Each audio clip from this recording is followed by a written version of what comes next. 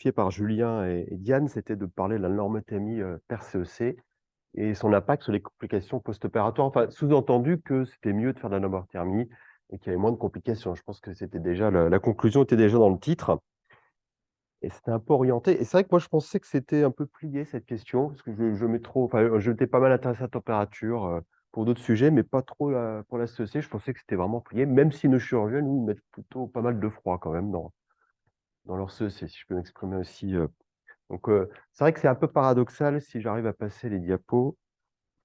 Voilà, un peu paradoxal, en fait, de se poser la question de la normothermie, parce que si on reprend, donc j'ai fait toute une thèse sur l'histoire de la CEC, non, pas du tout, mais en reprenant quelques éléments, quand même, la chirurgie cardiaque, le froid, l'hypothermie, ça a contribué à l'essor de la chirurgie cardiaque. Et ça, dans ce papier-là du Bigelow, c'était ces chiens, des chiens qui étaient refroidis. Et ça a quand même donné le marqueur qu'on pouvait faire de la chirurgie cardiaque plus prolongée que ce qu'on faisait dans le temps grâce à l'hypothermie. Et il a même écrit un livre sur l'hypothermie. Entre parenthèses, il a contribué à l'essor de pacemaker aussi. Donc on était vraiment un peu sur du génie. Et ça a donné quand même pas mal d'indications sur l'idée que on allait pouvoir opérer les cœurs plus longtemps, faire des interventions plus complexes. Grâce à l'hypothermie, on voit que ces chiens étaient refroidis jusque 20 degrés. Là, on voit pas très bien, c'est une baignoire pour mettre les chiens dedans, puis son équipe là. Donc vraiment quelqu'un d'important. Et puis, il me manque une diapo. Voilà. Et donc l'idée, c'était que en réduisant le métabolisme cellulaire, on allait pouvoir protéger les organes, hein, notamment. Alors tout le monde était très intéressé par le cerveau et le cœur, mais j'aurais pu mettre d'autres petits stickers avec d'autres organes. Mais voilà, l'idée, une diapo de physiopathe, vous avez vu, très complexe. Euh, mais bon, voilà, c'est le principe qu'il faut comprendre. Et le raisonnement qu'il y avait à l'époque et qu'on a toujours, hein, parce que l'hypothermie, finalement, il y a plein d'autres domaines de la médecine où c'est utilisé, l'arrêt cardiaque. Là, on n'en peut plus des papiers sur l'arrêt cardiaque. D'ailleurs, dans l'arrêt cardiaque, entre parenthèses, c'est plus l'hypothermie qu'il faut faire, c'est la normothermie. Bon, peut-être un petit indice. Et donc, en fait, après, dans les années 50, et après, je m'arrête sur l'histoire, encore que, eh ben, on a eu l'idée de mettre le heat exchanger sur la CEC. Donc, comme ça, on pouvait faire des CEC plus longues, de l'hémodilution, mieux tolérer des débits de CEC un peu plus bas. Et tout ça, ça a permis quand même de donner l'essor dans les années 60 de la chirurgie cardiaque sous CEC. Donc, finalement, l'hypothermie, c'est hyper important pour la chirurgie cardiaque. Alors pourquoi la normothermie? J'arrive toujours pas à passer, mais voilà, parce que l'hypothermie, ça a quand même. Alors, il y a des quantités de diagrammes comme ça qu'on peut voir, avec notamment dans le contexte de l'arrêt cardiaque. Il y a quand même des complications d'hypothermie. Plus vous descendez en température, plus vous avez de soucis. Et puis, nous, notamment, bah, la coagulation, c'est vraiment important. Ça peut vraiment être impacté par l'hypothermie. Donc, probablement que là, c'est un truc où ça rentre en conflit. Le système immunitaire aussi impacté par l'hypothermie. Enfin, la CEC aussi donne de l'inflammation. Donc, on voit que. Et puis, vous pouvez avoir des arythmies. Donc, si vous voulez sortir de CEC, tout ça, et ça peut poser problème. Le métabolisme des drogues aussi peut être impacté. Comme vous faites de l'anesthésie, vous utilisez pas mal de drogues et vous êtes intéressé par leur élimination et j'en passe. Donc finalement, l'hypothermie, bah, ça a permis peut-être historiquement l'essor de la chirurgie cardiaque, mais il y a quand même peut-être des effets délétères qui seraient à contrer. Alors, je vais, spoiler alerte, j'ai tout de suite, je pensais qu'il y avait plein de revues de la littérature en fait qui allaient m'aider, que c'était plié, comme je vous disais au départ, mais c'est pas si vrai que ça. Heureusement, cette équipe londonienne, enfin pas londonienne, de Leicester a fait une méta-analyse récente dans JTCVA et ça m'a beaucoup aidé pour tout de suite aller à l'essentiel et puis rattraper le temps perdu. Alors, ils ont rassemblé, vous avez vu, 31 études sur la question. Et leur analyse principale, c'était la mortalité, alors qu'elle était hospitalière ou agitrante. Donc, ça revient sur ce que disait Aude, l'écriture de jugement. C'est très compliqué. Je vous montrais que c'est très compliqué. Quand je regarde quand est-ce que ces études ont été faites, c'est beaucoup les années 90, 90s. Ah, dans les années 2000, puis après 2010, on s'en fichait quasiment, j'ai l'impression. On a quand même rassemblé 5827 malades et dans cette méta-analyse, c'était intéressé à la mortalité. Normothermie versus hypothermie, c'était NS, il y a rien qui sortait, donc finalement, on pourrait dire on s'en fiche. Et puis si on regarde de près là, le poids des études, si on regardait le nombre de patients dans ces études, il est quand même assez faible, c'est pas extraordinaire. Et en 1994, il y a un gros carré bleu, il y a quand même une étude qui a été un peu plus importante que les autres. Si on s'intéressait toujours dans cette méta-analyse à un outcome cérébral, dysfonction cognitive, alors je vous rassure, dans cette méta-analyse, l'hypothermie, c'était défini par toute action qui constituait à faire baisser la température. Donc, on n'avait pas de cut-off, rien du tout. Et puis, les dysfonctions cognitives, c'est pareil, c'est très flou. Je pense qu'ils ont rassemblé dès qu'il y avait, je ne sais pas, n'importe quel test cognitif ou n'importe quoi qui faisait référence au cerveau, paf, c'était mis à la méta-analyse. Et là, c'est NS aussi. Sur la protection myocardique, 18 études aussi. Et là, il y avait un petit signal quand même sur la normothermie, ça avait l'air un peu meilleur. Puis il y a toujours cette étude avec le gros carré bleu qui a quand même beaucoup d'importance au milieu de tas de petites études. Bon, finalement, je commençais à me dire que le niveau de preuve n'était pas finalement extraordinaire, même si ça semblait dans ma tête plier cette question de la normothermie. Et puis, bon, ça commençait à dater aussi, manifestement. Si vous êtes intéressé au rein, alors là, ils n'avaient plus trouvé que 5 études, NS du coup. Alors, si on s'intéressait à la chirurgie plutôt valvulaire, bon, bah là, il y avait une étude, deux en fonction de la question. Donc, la plupart des études, c'était plutôt dans le pontage. Donc, on voit quand même qu'il y a quand même pas mal de trous dans la raquette sur cette question. Alors, du coup, on l'a vu, la plupart des études, ça vient quand même des années 90. Donc, pour ceux comme moi qui ont été adolescents des années 90, je vous ai mis, donc je vous laisse peut-être 30 secondes, parce qu'on est un peu en retard, pour retrouver l'élément qui pour vous était le plus marquant. Jean-Luc me disait que c'est les Spice Girls, oui, mais bon, voilà. En bas à gauche.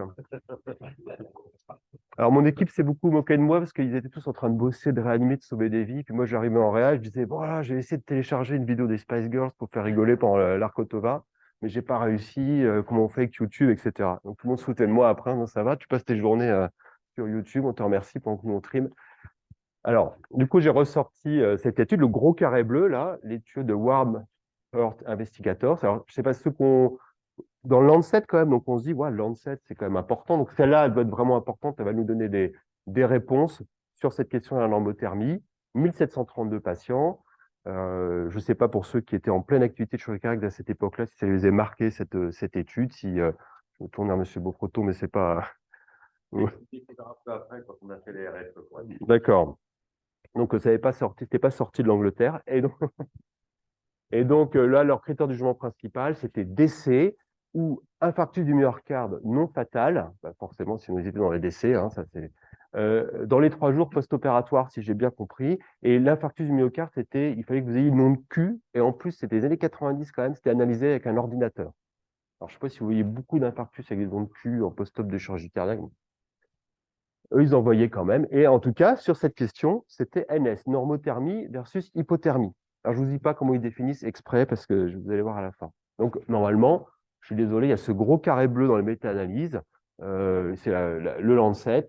Les autres études, c'est des toutes petites études avec plein de défauts. Donc, en 2023, maintenant, il n'y a pas d'argument pour faire de la normothermie. Je suis désolé, Julien, je ne sais pas ce que tu veux. Parce que je pense que tu es plutôt pro.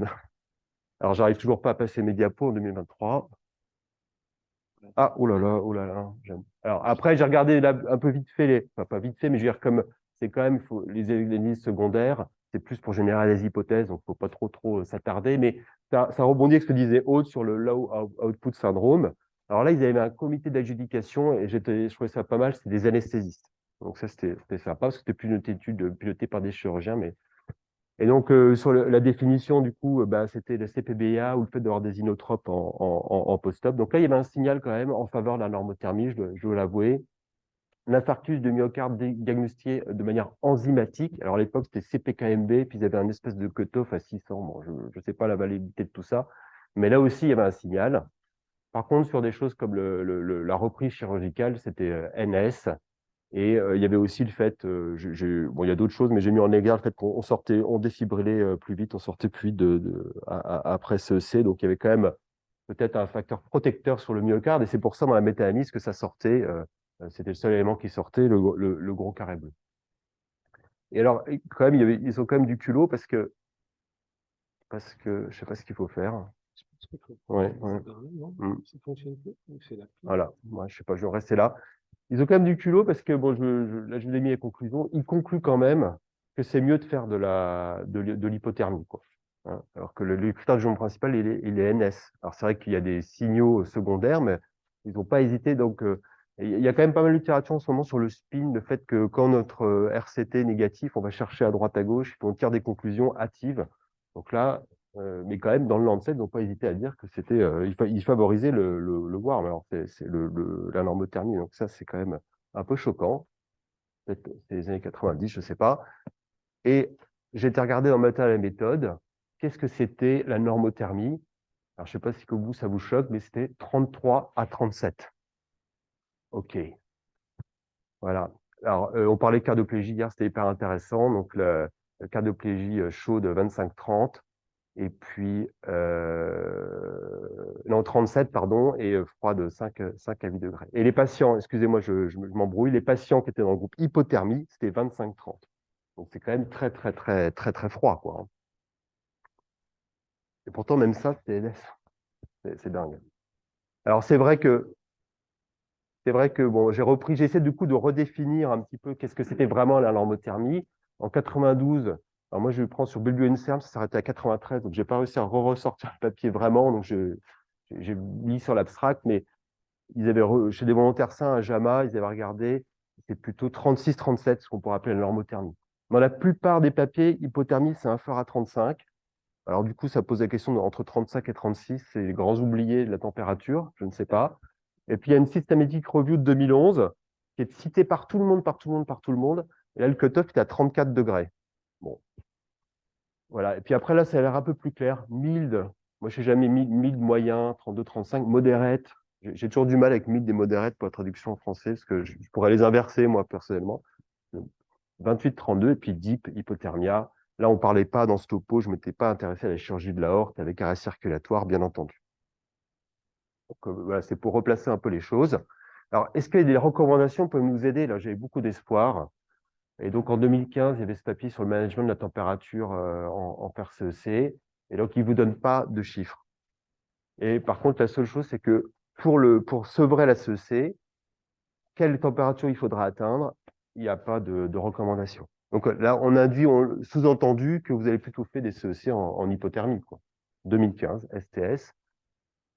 Après, hier, j'étais content de voir que j'avais oublié de regarder les recommandations de PBM. Donc, je les ai rajoutées en urgence. Et là, il y avait une normothermie. Ah, quelqu'un nous met un chiffre. Il faut faire une normothermie supérieure à 36. Puis, ils ont rajouté le pH en même temps. Bah, c'est vrai que bon, le pH, température, ça va ensemble. Enfin, on aurait préféré qu'ils se séparent. Et c'est 2B, level B. Ah, il y a des refs 126, 127. J'avais oublié de la regarder. J'ai dit, ah, je vais la regarder. Donc 126, ça parle du pH, donc il n'y en a plus qu'une, 127. Et là c'est déprimant, hein, c'est vraiment déprimant. 127, alors j'ai regardé, déjà le journal Yonsei Medical Journal. Alors après, je me suis dit non, il ne faut pas faire de Saint-Jean coréen, mais je me suis dit ça c'est de l'ethnocentrisme occidental. Ok, j'aurais. Par contre, je regarde hypothermie sur la transfusion des patients qui avaient du Plavix. Donc on a déjà off-pump. Alors là, j'ai dû. Ouais, je sais pas. Si vous, c'est quoi off-pump? C'est comment? C'est pas. C'est hors. Enfin, c'est cœur battant, non? Donc on est quand même dans le 2017 Enfin, je suis choqué, hein, comme diraient mes enfants. Enfin, enfin, moi, je trouve ça déprimant, quoi. Enfin, C'est de la star. Non. Non, j'espère que ça peut être endorsé par le ACT. Ah, si, tiens. Bon, alors, peut-être c'est une erreur de but de. Alors, je vous rassure, si vous vous intéressez à la transplantation cardiaque, vous regardez les recommandations de la transplantation cardiaque de l'ISHLT. Euh, Adrien, on a regardé récemment. Bon, faut pas trop regarder, puis les références. Même les précédentes, il y avait des erreurs, ils se gouraient dans les. Enfin, je sais pas comment ça fonctionne, mais bon, faut pas trop regarder. Là, c'est une erreur de ma part. Alors, pour essayer de donner un peu une note d'espoir une note d'espoir, il y avait récemment le BJA, c'est déjà assez sérieux, BJA quand même, hein. C'est anglais. Et en 2022, non, mais je vous rassure, il n'y a pas de, il y a pas, je vais pas les, mais c'est des Italiens de Padoue. Et donc, voilà, peut-être une lueur d'espoir. Donc, eux, ils ont fait une analyse sur les dysfonctions cognitives post-op. Et c'était quand même assez sérieux parce que ils n'ont pas regardé ce qu'il y a une normothermie, hypothermie. Ils ont d'abord regardé est-ce qu'il y a des études qui regardent les dysfonctions cognitives post-op. Oui, il y en a. Et puis après, ils ont regardé si dans ces études, on regardait la température. Et donc après, ils ont pu rassembler le petit carré en bas, 9600 patients. Et puis, ils ont pris c'est des définitions qui sont quand même bien officielles avec des consensus. Delayed Neurocognitive Recovery. Donc ça, c'est plutôt précoce après la chirurgie. POCD, Post-Op Cognitive Dysfunction, donc plutôt sur le long terme. Et ils ont regardé ça en méta-analyse. Assez complexe le design, je ne serais pas capable de bien expliquer, mais c'est une analyse fréquentiste. Ils ont regardé la proportion de ce type de patients dans des études observationnelles et dans des RCT. Alors, j'ai mis que les RCT parce que les analyses observationnelles, c'était des tableaux sur 2 pages. Là, quand vous faites des topos, c'est hyper énervant. Donc, j'ai mis que RCT parce que c'est plus parlant. Là, pour le coup, c'est la température inférieure au score à 35. Et sur les dysfonctions cognitives précoces, il n'y avait pas la fréquence, il n'y avait pas de différence que vous soyez en hypothermie ou en normothermie. Si on regardait un peu plus sur le long terme, oh là là là, pardon, sur le long terme, non, non, j'ai bientôt fini parce que merci. Sur le long terme, donc un follow-up de 6 semaines à 12 mois, bah, c'est pareil si on regarde au niveau de la fréquence, bah, c'est à peu près identique, normothermie et hypothermie. Et ce qui était marrant dans cette méta-analyse, alors je ne sais pas trop comment interpréter ça, ils ont fait des analyses de sous-groupes. Les patients ils sont dichotomisés entre j'ai de la chirurgie combinée, j'ai de la chirurgie isolée et d'autres éléments, et notamment sur la MAP, sur la pression artérielle moyenne. Et donc, c'est des tableaux qu'on peut lire à double entrée. Je pense que c'est plus pour vous faire réfléchir et générer des hypothèses qu'il ne faut pas prendre ça pour argent comptant. Mais quand on regardait sur les dysfonctions cognitives précoces, la température et des maps supérieures à 70, bah, il y avait un signal que c'était peut-être de meilleur augure pour ces dysfonctions. Donc, tout ça pour dire que la température, c'est un élément, mais comme on a parlé de bundle, comme toute la session on nous a dit qu'on ne pouvait pas gérer juste un élément, c'est plutôt un ensemble de choses qu'il faut regarder. Donc, la température en ferait partie, et puis la map ou la perfusion, excuse-moi Julien, pourrait en être une autre, surtout en matière de dysfonction cognitive, intuitivement, on comprend que ça a du sens. Deuxième étude pour essayer d'être un peu plus optimiste sur cette question, toujours en 2022. Donc finalement, les années 90 ont été enjambées. Il y a des gens quand même qui se réintéressent à la question, manifestement. Et donc ces Hollandais c'est des Hollandais, ça? Ouais, des Hollandais qui s'étaient intéressés donc à leur cohorte de 18 ans, donc quand même plus de 5000 malades. Et eux, ils s'étaient intéressés, je vous remets cette diapo, au niveau de température. Alors, ce qui est sympa, c'est qu'entre 1997 et 2015, on voit qu'il y a eu un shift. On est passé d'hypothermies assez profondes à des hypothermies plus light ou des normothermies. Ça, je pense que c'est la tendance quand même actuelle. C'est le cas chez nous à Rennes, même si on est quand même, nous, je pense, plutôt dans la mild hypothermia au quotidien pour la plupart des chirurgiens dans notre équipe. Et eux, ils avaient regardé les outcomes en fonction des. Voilà, ils n'avaient pas fait la dichotomie un peu bébête. Ils avaient regardé en fonction des différentes degrés de température. Et alors, en Kaplan-Meier non ajusté, il y avait quand même un signal pour voilà, 32-35, 35 et 30-32, quoi. Et normothermie stricte et hypothermie, ça semblait être moins bon. Et quand ils faisaient un modèle de Cox, donc ils ajustaient finalement sur un modèle de Cox multivarié, eh bien, il y avait quand même par rapport à la normothermie qui serait la référence. Alors, c'est marrant, ils ont mis 35, 37, puis là, ils ont mis 35, 37, 5. Ça, c'est hyper énervant, je trouve. Je ne sais pas ce que foutent les reviewers, mais comme c'est un sujet quand même important, crucial, il faut que ce soit vraiment précis. Il y a plein de papiers comme ça où ça change les définitions. Enfin, bon, il y a un problème de définition qui quand même doit être vraiment plus rigoureux. Bon, donc voilà, l'idée peut-être c'est peut-être pas un cut-off d'un côté ou d'un autre, mais peut-être un range qui serait plus favorable qu'un autre.